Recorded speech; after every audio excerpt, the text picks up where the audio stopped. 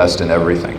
So if you have a choice, like I said, the number one choice, if they don't allow you to move it into a Muslim or Islamic index, then look for a socially responsible index if you can do that.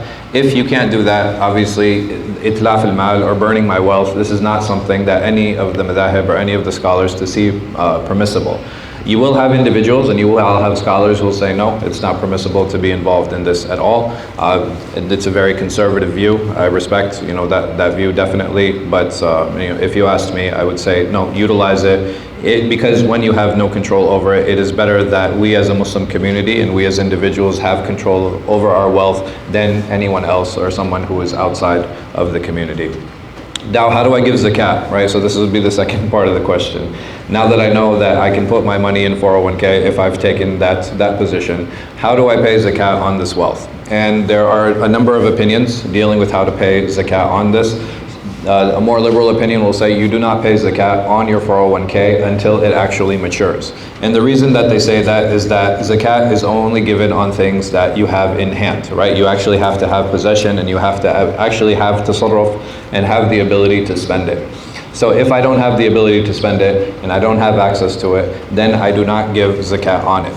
The other opinion is that basically you give zakat on 401k, but how do you give the zakat? Number one, you calculate the penalties that you would pay after taking it out. And even after the penalties after taking it out, if we assume that those companies keep at least 1/3 of their assets liquid, meaning 1/3 of their assets they actually have in money, in naqd, then you would calculate it based on that. So basically it would be like 2.5% of penalties of 1/3 of the value of whatever my 401k is. It comes out to something like 0.0125% or something. It's a very small amount.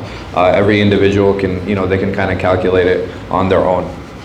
And the third opinion is that because it's yours, even though you don't have access to it, because it is your wealth, you give the full zakat as if you had access, as if you had access to it. So these are the three major opinions concerning on how to pay zakat on the 401k and on the different ways to deal with a 401k if I have a choice or if I have limited choice in that. But anybody who does have access to 401k, like I said, it is better that the money stay in the hands of the community than it is that somebody else spend it on our behalf. Every person is going to look out for their self-interest better than anyone else can look out for them. Wabillahi tawfiq. We have 2 minutes, inshallah, if there are any other questions. Tafadhal. What is it about? I'm sorry, I can't hear. IS? Can somebody repeat what he's saying? Huh? ESOB? OP? ESOP? I'm not familiar. You're gonna have to let me Google it. ESOP.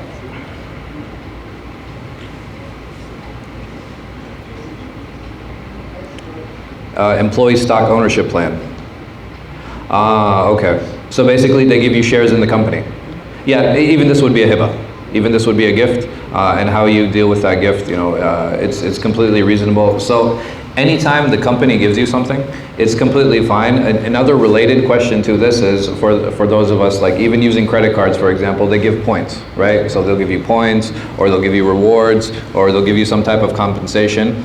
In Islam, it is completely reasonable for the debtor to give the creditor money. Meaning that if you owe me money, I am allowed to give you a gift.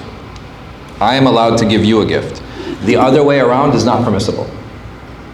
Again, you have a debtor and you have a creditor, right? The debtor is the one who is taking the money, right? He's the one who is taking the loan. If I am taking the loan, it is not permissible for me, the one who is taking the loan, to give a gift to the person who I'm taking the loan from.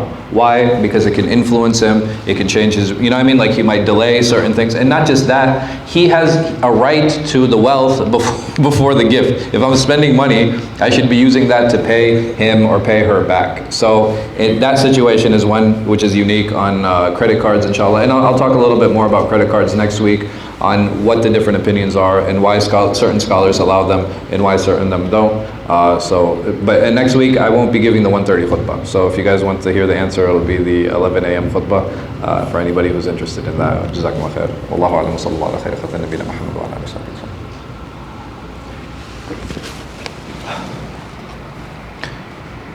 Assalamu alaikum wa rahmatullahi wa barakatuh.